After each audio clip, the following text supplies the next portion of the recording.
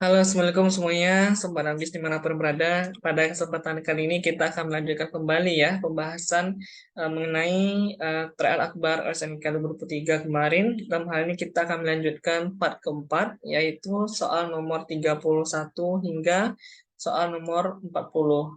Nah, silahkan adik-adik semuanya mempersiapkan alat tulisnya ya untuk kita bahas pada part 4 kali ini. Nah, kita akan lanjutkan pada part keempat ini. Ini soal terkait dengan international trade. Nah, bisa kalian lihat di layar masing-masing ya. Nah, kalau kita lihat berdasarkan teori perdagangan internasional, itu ada dua hal. Pertama adalah untuk international trade ini, itu ada teori yang kita sebut sebagai absolute advantage. Nah, yang kedua disebut sebagai comparative advantage. Nah, bedanya adalah kalau absolut itu negara bisa melakukan perdagangan antara kedua belah pihak itu jika masing-masing mesti punya keunggulan. Kalau misalkan Indonesia harus punya keunggulan yang bisa dia lakukan perdagangan, misalkan Indonesia punya rotan. Nah, negara Jepang nggak punya rotan atau hanya sedikit rotannya. Nah, Jepang keunggulannya apa? Ternyata Jepang keunggulannya TV. Baru bisa berdagang ketika masing-masing negara punya keunggulan. Jika tidak, nggak bisa berdagang. Ini kata si Adam Smith.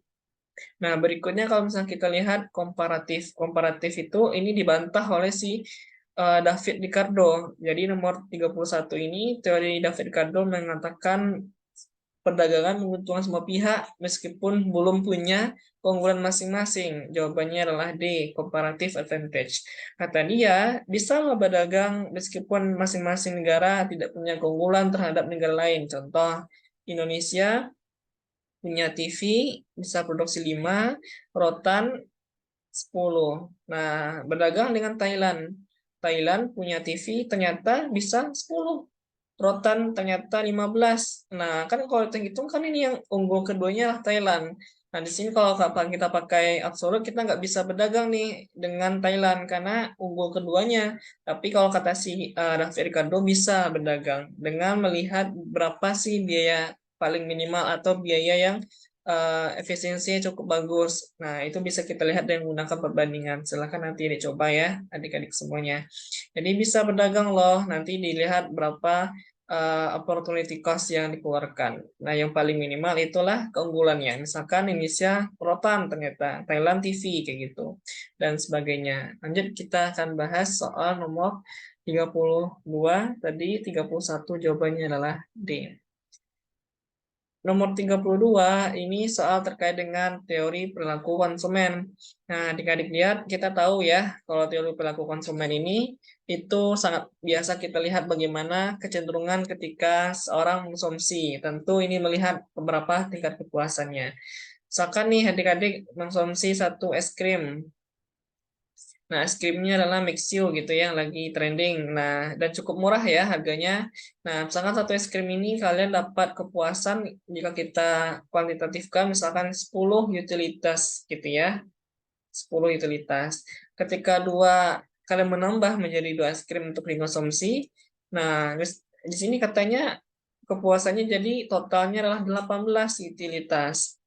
Nah, mesti kalau kita lihat hitung-hitungan, kalau dua es krim, ya 2 kali 10 kan, jadinya 20. Kenapa di sini 18? Nah, di sinilah kita katakan fenomena ini disebut sebagai LDMO, atau kita sebut sebagai Law of Diminishing Marginal Utility. Jawabannya adalah B. Apa katanya Law of Diminishing? Law of Diminishing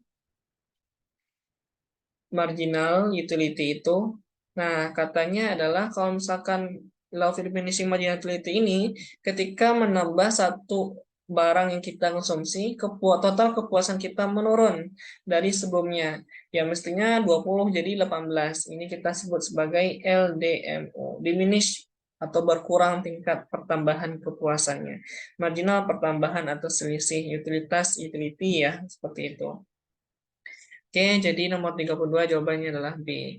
Kita akan lanjut soal nomor 33. Nah, ini kita lanjutkan membahas bagaimana fenomena opportunity cost yang biasanya keputusan tersulit yang harus diambil.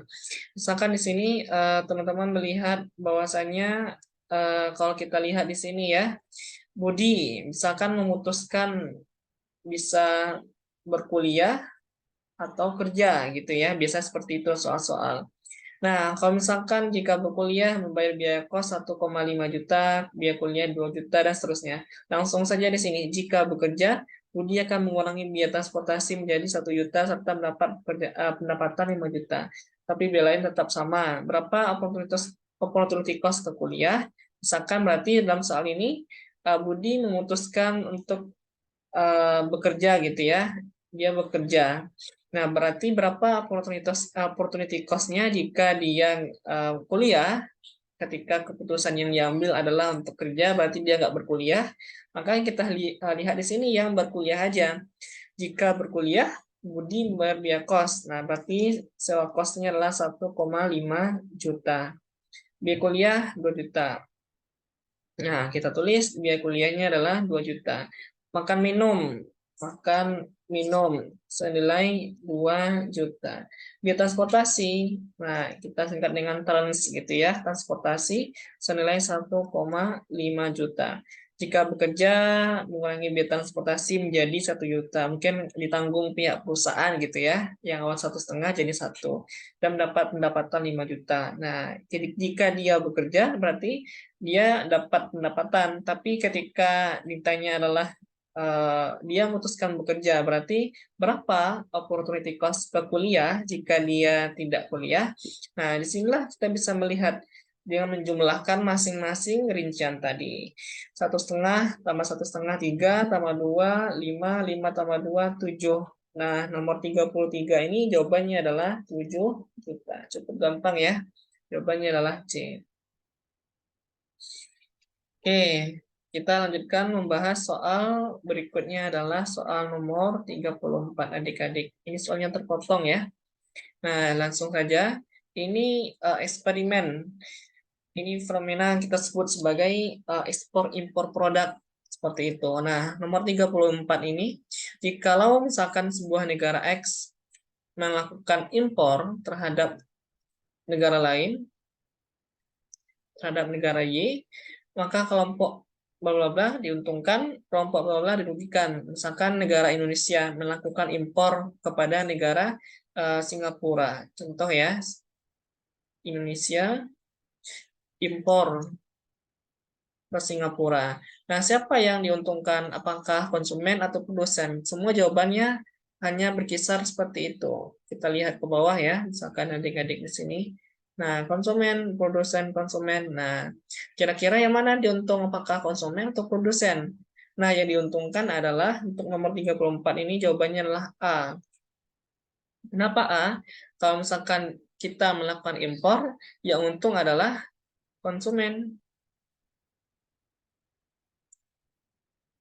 Biasanya barang-barang impor itu rata-rata itu lebih murah dari barang dalam negeri. Contohnya adalah beras impor Thailand. Nah, kalau kita impor banyak dari negara Thailand, ya yang mati yang kalah maksud di sini adalah kalah saing itu adalah dari petani kita. Kalah harga dengan Thailand. Thailand jauh lebih murah dari kita. Nah, biasanya konsumen dia selektif orangnya.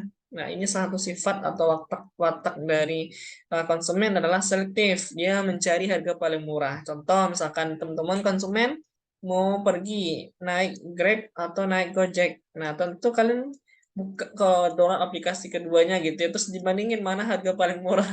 Nah, itulah diputuskan untuk pergi. Ternyata Grab lebih murah dari Gojek, maka ini yang pilih kayak gitu. Nah, itulah sifat dari konsumen, dia selektif. Nah, berarti kalau misalkan suatu negara melakukan impor terhadap negara lain, maka yang diuntungkan adalah konsumen. Yang dirugikan adalah produsen. Kenapa? Karena produsen dalam negeri kalah saing gitu ya.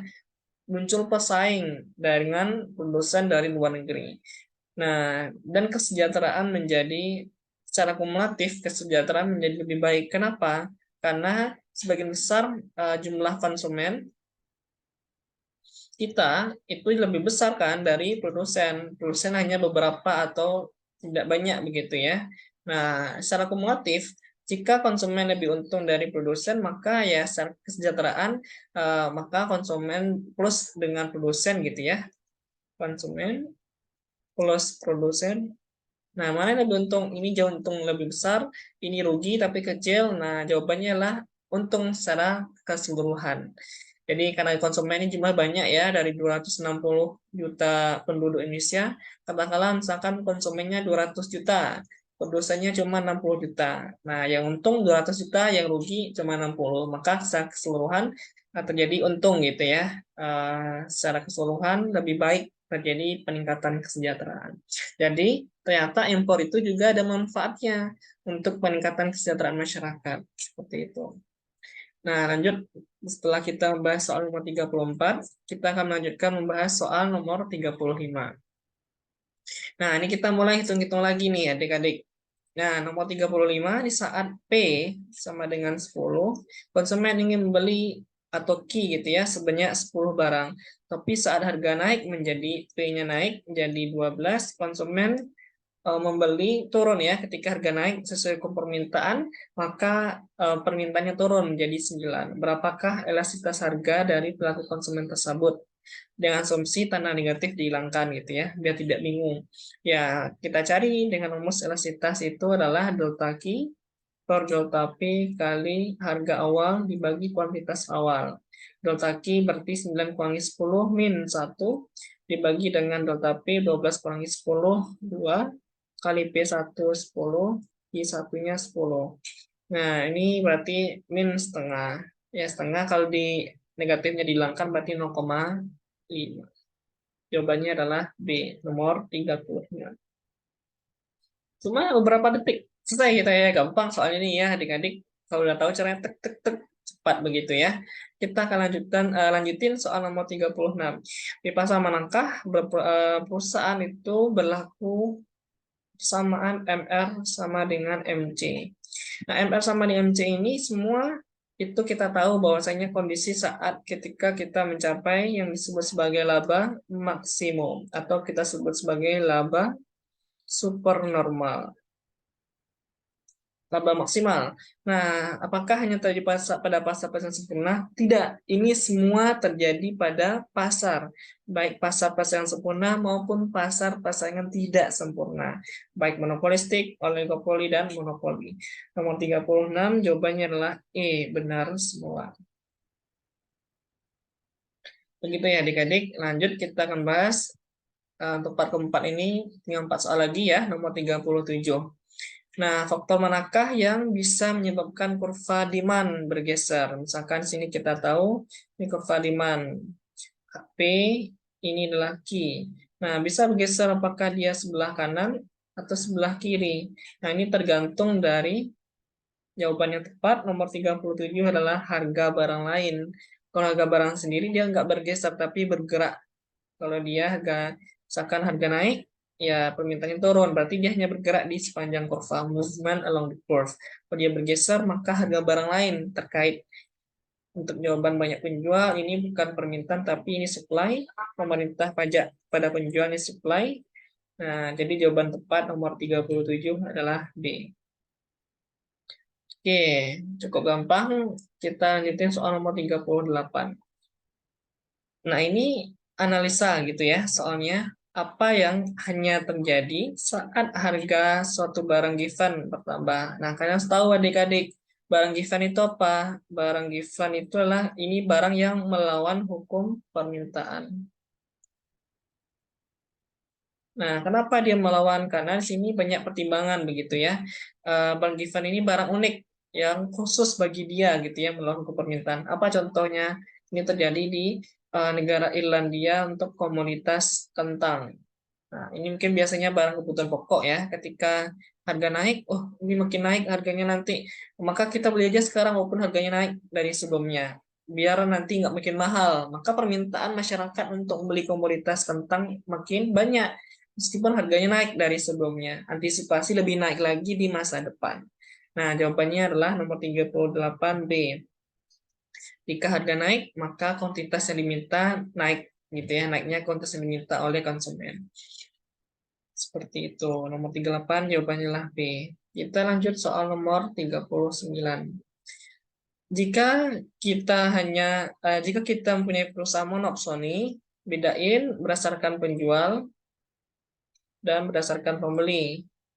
Kata-kata bedanya adalah kalau penjual ada kata poli di akhirnya, monopoli, oligopoli, poli itu artinya penjual.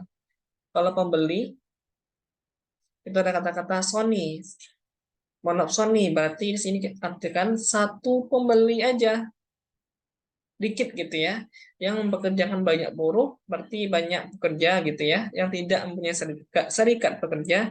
Apa karakteristik gaji mereka? Nomor 39 jawabannya B. Gaji akan bertambah jika perusahaan pecah. Begini penjelasannya adik-adik. Nah, kita tahu tadi monopsoni itu dia adalah satu pembeli. Nah, satu pembeli ini, karena dia satu pembeli ya, berarti katakanlah dia banyak pekerja dalam produksi barang. Banyak pekerja nih, pekerja satu, S2, S3 ini serikat satu gitu ya, maksudnya labor satu, labor dua lah, bukan LS tapi L gitu ya. Nah, ada sebanyak 5 atau 6 pekerja. Jika perusahaan ini satu pembeli awalnya, maka gajinya lebih sedikit ya, maksudnya cek gajinya katakanlah masing-masing 2 juta, 2 juta, 2 juta. Nah, jika pecah menjadi dua. Nah, otomatis di sini pembelinya satu, tetap satu. Ini juga ada pembeli, jadi bertambah pembelinya di sini adik-adik karena perusahaannya pecah, jadi perusahaannya jadi dua. Kalau perusahaannya jadi dua, berarti pembelinya jadi dua. Ini awalnya satu pembeli, pecah jadi dua, tambah lagi perusahaan gitu ya maksudnya di sini. Jadi dua pembeli. Maka kalau makin banyak pembelinya dari sebelumnya, otomatis gajinya meningkat dari sebelumnya yang hanya satu pembeli sekarang jadi dua pembeli. Nah, maka gajinya meningkat. Nah, gaji akan bertambah jika perusahaan pecah, dipecah begitu ya, atau jadi apa namanya punya anak perusahaan kalau kata orang. Indofood punya banyak perusahaan gitu ya, ada produk minuman susu, ada mie instan gitu ya.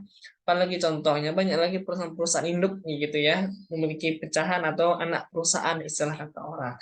Dalam bisnis seperti itu. Nomor 39 jawabannya adalah B. Nah, terakhir nih di part keempat, kita akan bahas soal nomor 40 sebelum kelima terakhir ya untuk pembahasan. Nah, nomor 40 ini terkait dengan demand dan supply. Tentukan harga kuantitas keseimbangan atau equilibrium.